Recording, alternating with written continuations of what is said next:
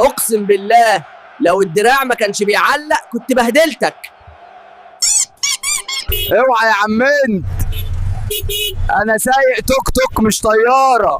يا عم انت فرعون ولا مرشد سياحي؟ قوم وري الناس الهرم. يا جدعان الموميا دي بتجري اسرع من خط النت اللي موجود عندي. اكيد وانت بتقلب على اليوتيوب او التيك توك شفت فيديوهات اللي بيكون فيها قرد بيصور فلوجات مضحكه، زي انه يسافر الهند او يطلع القمر وبيقابل كائنات فضائيه. الترند ده بقاله فتره انا عارف، وناس كتيره ابدعت فيه خصوصا اخواتنا السعوديين، وعملوا فيديوهات جميله زي قرود ابها والطايف، ولسه لحد النهارده الترند ده بيكسر الدنيا بملايين المشاهدات. في الفيديو ده هوريك ازاي تعمل نفس النوع ده من الفيديوهات بطريقه احترافيه باستخدام فيو 3، وكمان تفعل الاداه مجاني لشهر كامل. تابع معايا للاخر علشان كل خطوه مهمه. السلام عليكم ورحمه الله وبركاته، انا سونيك. عاملين ايه يا شباب؟ ان شاء الله تكونوا بخير. يا ريت قبل ما نبدا بس حابب افكركم ان في اخوات لينا بيعانوا من اكبر مجاعه في العصر الحديث. لو تقدر تساعد ما تبخلش، ولو حتى بدعوه من قلبك. اللهم اطعمهم من جوع وامنهم من خوف وانصرهم يا رب. ما تنساش لايك والسبسكرايب بتوعك لو تكرمت طبعا. ويلا بينا نبدا. تمام يا شباب، اول حاجه يا شباب هنعملها هنفتح جوجل بالمنظر ده، هنكتب في السيرش هنا كلمه جيميناي وبعدين نضغط على انتر. وعموما هتلاقيني سايب لك جميع الروابط اللي انا هستخدمها في الموقع ده تحت في وصف الفيديو في اول تعليق مثبت بدل ما تتعب نفسك. وبعدين هندخل على اول رابط هنلاقيه في وشنا اللي هو الرابط ده. بعد ما تسجل باي حساب على جيميناي، الصفحه الرئيسيه بتاعه جيميناي هتفتح معاك بالمنظر ده. لو احنا كده طلعنا فوق هنا علشان نختار النموذج اللي احنا عايزين نستخدمه، لو انت خدت بالك كده هتلاقي ان الترقيه الى جوجل اي اي برو مش متفعله، وده بسبب ان لسه ما عملتش ابجريد او عملت ترقيه لجوجل اي اي برو. وطبعا طالما جوجل اي اي برو مش متفعله، مش هلاقي تحت هنا الخيار بتاع انشاء الفيديو باستخدام فيو 3. لو تفتكروا كده يا شباب، كنا علشان نقدر نعمل ترقية للحساب بتاعنا علشان نقدر نستخدم فيو 3، كنا يا شباب بنضطر ان احنا ننزل عندنا اي في بي ان، وده كان بسبب ان فيو 3 كان متاح فقط في امريكا ومش متاح تماما في اي دولة عربية. جوجل لسه من فترة قريبة نزلت خبر وقالت ان فيو 3 حاليا بقى متاح في الدول العربية، واقدر ان انا استخدمه بشكل طبيعي جدا بدون ما احتاج ان انا افتح عندي في بي ان واعمل اللوكيشن عندي كاني قاعد في امريكا علشان يعني اقدر استخدم فيو 3. لا خلاص، دلوقتي فيو 3 بقى متاح في مصر بشكل طبيعي جدا او في اي دوله عربيه. بل كمان جوجل قالت لو انت عملت ترقيه للحساب بتاعك على جيميناي هتاخد شهر كامل مجاني تقدر تستخدم فيه المزايا بتاع جوجل اي اي برو، وطبعا تقدر تولد فيديوهات من خلال فيو 3 طبعا بشكل مجاني. طب احنا بقى ازاي نقدر نستفيد بالموضوع ده وناخد شهر كامل مجاني؟ هنطلع يا شباب فوق هنا وهنضغط على اريد الترقيه بالمنظر ده، والصفحه دي هتفتح معايا. عايزه بقى تركز معايا على الحته دي. اقرا كده: 0 جنيه مصري لمده شهر واحد، ثم 700 جنيه مصري في الشهر بعد ذلك. طب يعني ايه الكلام ده؟ معناها ان انا هاخد شهر كامل مجاني بدون ما ادفع جنيه واحد.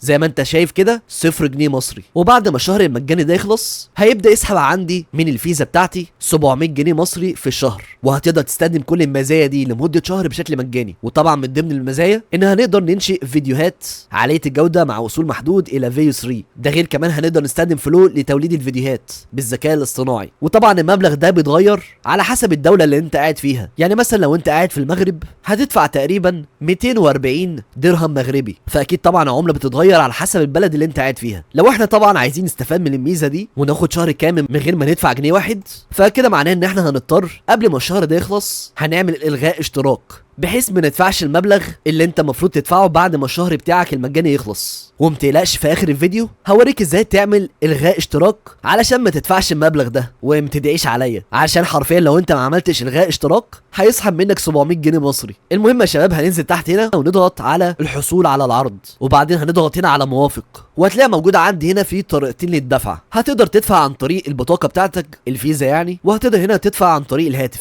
ولكن في جزئيه عايزك تاخد بالك جدا منها، وهي الجزئيه دي. اقرا كده معايا: لن يتم تحصيل اي رسوم منك عند الالغاء قبل يوم 14 شهر 8. ده كده معناها ان انا حرفيا مش هدفع اي جنيه لمده شهر كامل او لحد التاريخ ده. بعد ما التاريخ ده ينتهي كده معناها ان هيبدا يسحب من عندي فلوس. فده كده معناها ان احنا قبل الاشتراك ما يخلص قبليها مثلا بيوم او يومين هنعمل الغاء اشتراك علشان ما يسحبش عندنا من الفيزا اي فلوس، ونقدر نستفاد بشهر بشكل مجاني. طبعا التاريخ ده بيختلف على حسب اليوم اللي انت هتسجل فيه، وزي ما قلت لك انا في اخر الفيديو هوريك ازاي تقدر تعمل الغاء اشتراك علشان تقدر تلغي الاشتراك ده قبلها بيوم او يومين علشان ما يسحبش من عندك فلوس. المهم يا شباب عندنا في طريقتين للدفع، طبعا ما تقلقش مش هتدفع ولا جنيه، ما تخافش يعني. احنا هنضغط على اضافه بطاقه بالمنظر ده، وهتفتح قدامنا النافذه الصغيره اللي انت شايفها قدامك دي، وهيطلب مني جوجل ان انا اكتب هنا رقم البطاقه، وهتقدر تكتب رقم البطاقه لو انت عندك فيزا، وكمان تقدر تضيف رقم البطاقه لو انت عندك ماستر كارد. فهتكتب هنا رقم البطاقه، وهتكتب هنا السنه اللي هينتهي فيها البطاقه بتاعتك، وهنا هتكتب برضه الشهر، وهتكتب هنا رقم السي في سي اللي هو يعني رقم السري اللي هو مكون من 3 ارقام، وهتكتب هنا اسمك اللي موجود على البطاقه. ومش شرط ان الفيزا بتاعتك يكون فيها فلوس، تقدر حرفيا تدخل اي فيزا، بس طبعا اوعى تدخل فيزا منتهيه الصلاحيه، وخلي بالك كمان ما تدخلش فيزا وهميه علشان جوجل برضه بيقدر يكتشف الموضوع ده بسهوله جدا. وهتكتب هنا اسمك اللي موجود على البطاقه او الفيزا بتاعتك، ومن خلال عنوان ارسال الفواتير اول ما تضغط عليه هيجيب لك الدوله بتاعتك اللي انت عايش فيها، وهتختار من هنا الدوله اللي انت عايش فيها. بما ان انا عايش في مصر فاضغط هنا على مصر، وبعد ما تكتب كل المعلومات دي عندك هتضغط هنا على حفظ، وبعد ما تكتب معلومات الدفع بتاعتك وتضغط على حفظ، لو انت رجعت تاني لجيميناي ودخلت على نفس الحساب اللي انت سجلت بيه او اللي انت عملت له ترقيه من شويه، هتلاقي جنب البروفايل بتاعك بالمنظر ده بقى مكتوب كلمه برو، وده بسبب ان احنا خلاص اشتركنا في الخطه المدفوعه بتاعت الموقع. وبرضه لو انت خدت بالك كده هتلاقي دلوقتي ان تحت بقى في خيار مكتوب عليه فيديو، واقدر عن طريق ان انا اولد فيديوهات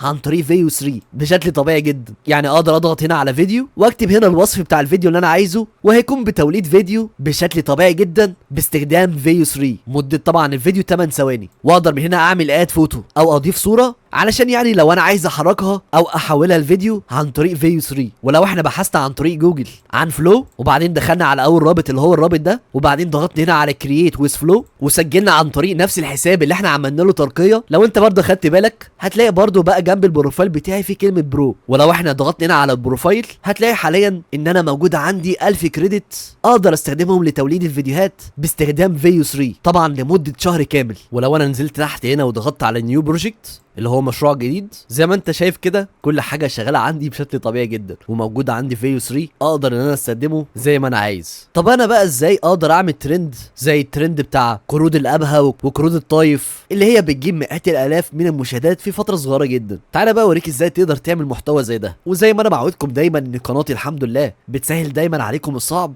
هتلاقيني تحت سايب لك في وصف الفيديو في اول تعليق مثبت البرومت ده، كل اللي عليك انك تاخده وترجع بيه تاني على موقع فلو، وبعدين اضغط هنا واختار تكست تو فيديو اللي هو يعني معناها باللغه العربيه تحويل النص الى فيديو. وهتلاقي برضو موجود عندك هنا في فريمز تو فيديو، دي بتستخدمها لو عندك مثلا صوره معينه وانت عايز تحولها فيديو باستخدام فيو 3، ولكن احنا هنختار تكست تو فيديو، وبعدين هنضغط هنا وهنعمل بيست للبرومت اللي احنا اخدناه كوبي بالمنظر ده. ولكن خلينا شباب نفهم اول حاجه البرومت ده عباره عن ايه. هتلاقيني ان انا هنا كاتب الترجمه بتاعه البرومت ده باللغه العربيه تحت، وهتلاقيني برضو سايب لك الترجمه بتاعه البرومت ده تحت في وصف الفيديو في اول تعليق مثبت، علشان يعني لو انت عايز تاخده وتعدل عليه. زي ما انت شايف كده انا وصفت له في البرومت شكل الفيديو اللي انا عايزه بالظبط، بل كمان انا وصفت شكل القرد انا عايزه يكون عامل ازاي. وخلي بالك علشان الحته دي مهمه جدا، ومهم جدا في البرومت بتاعك تكون واصف شكل القرد انت عايزه يكون عامل ازاي، علشان بعدين لو انت عايز تعمل فيديوهات تانية تقدر تحافظ على ثبات الشخصيه بدون ما يحصل فيها تغيير. فخلي بالك علشان الجزئيه دي مهمه جدا، لازم تكون كاتب في البرومت بتاعك الوصف بتاع الشخصيه. يعني مثلا الملابس، لو انت عايز يعني القرد ده يكون لابس ملابس معينه تقدر مثلا تخليه لابس كاب او لابس مثلا نضاره شمس. المهم تقدر تختار الوصف اللي انت عايزه للقرد.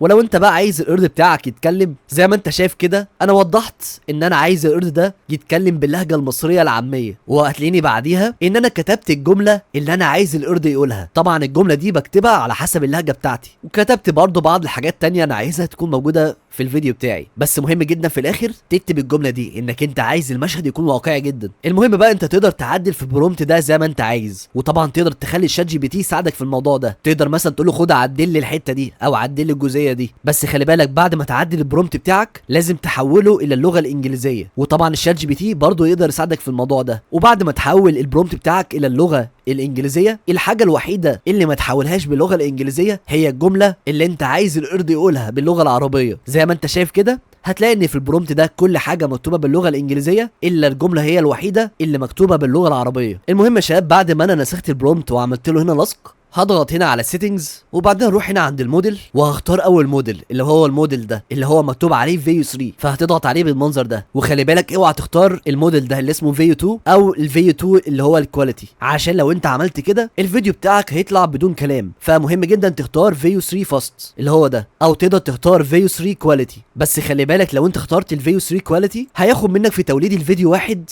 100 كريدت، فخلي بالك يعني من الحته دي. انما لو انت اخترت الفيو 3 فاست هياخد منك فقط 20 كريدت في الفيديو الواحد. يعني انت تقدر تعمل بال1000 كريدت اللي موجودين معاك دولت حرفيا 50 فيديو في خلال شهر. طبعا ده عدد كبير جدا، ولو يعني خلصوا منك ال1000 كريدت تقدر بكل بساطه تضغط هنا على البروفايل بتاعك وتضغط هنا على ساين اوت او تسجيل خروج وتسجل عن طريق اي حساب تاني وتطبق نفس الطريقه اللي احنا عملناها من شويه، وهتلاقي نفسك اخدت 1000 كريدت جداد بشكل مجاني تماما. والطريقه دي طبعا تنفع تكررها كذا مره لو انت عندك كذا ايميل مختلف. المهم بعد ما تختار الفيو 3 هتروح هنا عند الاوت بوتس، هتروح هنا وهتختار فيديو واحد فقط. وبعدين يا شباب هنضغط هنا، وساعات ممكن يظهر لك المشكله دي، وكويس انها طلعت لنا علشان اوريك ازاي تقدر تحلها. فدلوقتي كل اللي انت هتعمله علشان تقدر تحل المشكله دي هتروح على الشات جي بي تي، هتكتب الجمله دي باللغه العربيه، قم بالتعديل على هذا البرومت قليلا، وهتاخد البرومت ده اللي احنا عملناه هتاخده كوبي بالمنظر ده وترجع بيه تاني على الشات جي بي تي وتعمل هنا لاسك للبرومت اللي احنا اخدناه، وبعدين هتضغط هنا على ارسال. وزي ما انت شايف كده فعلا الشات جي بي تي عدل على البرومت شويه بدون ما يغير في البرومت حاجات مهمه. لو انت يعني لقيته عدل او غير لك الجمله اللي انت كتبتها تقدر بكل بساطه تحذف الجمله اللي هو عملها لك وتبدلها بالجمله بتاعتك اللي انت عملتها. وهناخد البرومت اللي هو عدلهولي كوبي بالمنظر ده ونرجع بيه تاني على موقع فلو ونعمل هنا بيست للبرومت اللي الشات جي بي تي عدلهولنا، وتاكد ان الاعدادات بتاعتك مظبوطه واضغط بعدين هنا على ارسال تاني. وزي ما انت شايف كده المشكله ما ظهرتش، وبدا دلوقتي في توليد الفيديو بشكل طبيعي جدا بدون ما تظهر لنا المشكله دي. وتوليد الفيديو مش بيتاخر، ممكن في خلال دقيقه ونص او دقيقتين الفيديو بتاعك يكون جاهز، وبعد تقريبا دقيقه الفيديو بتاعنا بقى جاهز. خلينا نضغط هنا علشان نشوف النتيجه بتاعتنا عامله ازاي. يا جماعه الجو نار في القاهره، قلت اصفر نفسي الجونه شويه، وهو باكل موز على البحر ومروق على الاخر والبحر شكله تحفه. يا جماعه الجو نار في القاهره، قلت اصفر نفسي الجونه شويه، وهو باكل موز على البحر ومروق على الاخر والبحر شكله تحفه. زي ما انت شايف كده الفيديو شكله تحفه جدا، والفيديو طالع بصوت بشكل طبيعي جدا. وزي ما انت شايف كده هتلاقي ان القرد ده بيتكلم باللهجه المصريه زي ما انا طلبت منه بالظبط، وحرفيا طلع بنفس الوصف اللي انا وصفته بالظبط. تقدر بقى بالطريقه البسيطه والسهله جدا دي اللي انت شفتها تعمل الترند بتاع زي كرود ابها وزي كرود الطايف والكلام ده. وحرفيا الفيديوهات دي بتجيب مشاهدات كتيره جدا، معرفش الصراحه ايه السبب، ولكن الناس بيحبوا جدا النوعيه دي من الفيديوهات لانها بتكون مسليه ومضحكه نوعا ما. انت بقى تقدر تخلي المونك ده او القرد ده يعمل بقى مغامرات في شوارع مثلا القاهره، وتوديه مثلا عند الاهرامات الجيزه ويقابل فراعنه وحاجات زي كده يعني، وعن طريق اي برنامج لمونتاج زي مثلا كاب كات تجمع كل الفيديوهات دي في فيديو واحد وهيطلع لك فيديو تحفه. لو بقى الفيديو عجبك وعايز تحمله هتروح هنا وتضغط على داونلود، وبعدين هتضغط هنا على اوريجينال سايز اللي هي بتكون بدقه 720 بي، والفيديو يتحمل معاك في خلال ثواني. يا جماعه الجو نار في القاهره، قلت اصفر نفسي الجونه شويه. وزي ما انت شايف كده هتلاقي ان هو اخد من ال1000 كريدت 20 كريدت، علشان احنا زي ما قلنا ان الفيديو واحد بيكلفك 20 كريدت. ولكن ما تقلقش انت لسه ناقص لك 980 تقدر تولد بيهم فيديوهات باستخدام فيو 3 بشكل مجاني تماما لمده شهر كامل زي ما احنا شرحنا. يعني انا حاليا اقدر اعمل ب 980 كريدت اللي موجودين معايا دولت 49 فيديو، انت متخيل؟ تعالى بقى اوريك دلوقتي ازاي تقدر تلغي الاشتراك بتاع جوجل برو علشان ما تدعيش عليا لو سحب منك فلوس من الفيزا بتاعتك بعد شهر. لو انت بقى عايز تلغي الاشتراك بتاع جوجل اي اي برو علشان ما يسحبش فلوس من الفيزا بتاعتك، طبعا الموضوع ده انت مش هتعمله دلوقتي، انت هتعمله قبل تاريخ الانتهاء مثلا بيوم او يومين، واوعى تعمله من دلوقتي. هترجع تاني على جيميناي وتاكد انك انت على الحساب بتاعك اللي انت عايز تلغي الاشتراك بتاعه، هتضغط على البروفايل بالمنظر ده وهتنزل تحت هنا عند مانج يور جوجل اكونت وهتضغط عليها، والصفحه دي هتفتح قدامك بالشكل ده. عايزك بقى تركز معايا حبتين، هتنزل تحت هنا عند جوجل 1 وهتضغط هنا على جو تو جوجل 1 والصفحه دي تفتح قدامك بالشكل ده. هتنزل تحت عند اخر الصفحه بالشكل ده وهتروح هنا عند جوجل اي اي برو وهتضغط بعدين هنا على مانج، وبعدين هتروح هنا عند كانسل وهتضغط عليها بالمنظر ده، وبعد كده هتروح هنا وتضغط على كانسل، وبعدين هتفتح قدامك النافذه الصغيره دي، هتضغط هنا على كانسل ممبرشيب، وبعد كده هتروح هنا وتضغط على مانج وهتفتح قدامنا الصفحه دي. وبعد كده اخر حاجه هننزل تحت هنا ونضغط على كانسل سبسكريبشن اللي هو يعني معناها الغاء الاشتراك، هنضغط عليها. وبعد كده جوجل بتسالك بتقولك انت ليه عايز تلغي الاشتراك، فهتضغط هنا على اي حاجه. انا مثلا هضغط هنا، وبعدين هتضغط هنا على كونتينيو، وبعد كده اخر حاجه هتضغط هنا على كانسل سبسكريبشن. وبس كده زي ما انت شايف نجحت فعلا عمليه الغاء الاشتراك. وبعدين هتضغط هنا على اوك، وركز كده معايا هتلاقي مكتوب جنب جوجل وان كلمه كانسلد. وبس كده لو انت بقى عملت الخطوات دي مش هيسحب منك ولا جنيه واحد. بس اهم حاجه لازم تعملها قبل انتهاء الفتره المجانيه. وزي ما قلت لك هتلاقيني سايب لك البرومت ده تحت في وصف الفيديو في اول تعليق مثبت علشان تاخده وتعدل عليه براحتك زي ما انت عايز. وزي ما قلت لك تقدر تعمل عن طريق البرومت ده سيناريوهات كتيره جدا مختلفه لو انت عدلت عليه شويه. وطبعا تقدر تخلي الشات جي بي تي يساعدك في الموضوع ده. تقدر بكل بساطه تكتب له الشيء اللي انت عايزه يغيره لك في البرومت وهو يعدل لك عليه، علشان يعني لو انت عايز تضيف احداث جديده او حاجات زي كده. وبس كده يا شباب، دي كانت اسهل طريقه تقدر تعمل بيها النوع ده من المحتوى وتفعل بيها جوجل اي اي برو بشكل مجاني لمده شهر كامل. ووريتك كمان ازاي تقدر تلغي الاشتراك بتاع جوجل اي اي برو علشان ما يسحبش منك فلوس من الفيزا عندك لو الشهر ده خلص. لو انتوا بقى يا شباب حابين ان انا اعمل فيديو تاني عن الترند بتاع القرود ده ولكن ببديل فيو 3 بشكل برضه مجاني، قولوا لي تحت في التعليقات انكم انتوا عايزين الفيديو ده، وانا ان شاء الله الفيديو اللي جاي يا اما الفيديو اللي بعديه بالكتير قوي هشرح لكم الطريقه دي. وبس كده يا شباب وصلنا اخر الفيديو. ما تنساش بقى اللايك والسبسكرايب بتوعك وتفعل زر الاشعارات علشان يوصلك الفيديوهات الجديده اول ما تنزل. وبس كده يا شباب، كان معاكم سونيك، ان شاء الله اشوفكم في الفيديو اللي جاي. في امان الله. منك لله يا سايبر سونيك، الموميا بقالها ربع ساعه بتجري ورايا. ساعدوني بقى، اعملوا لايك للفيديو واشتركوا في القناه، يمكن حد ينقذني.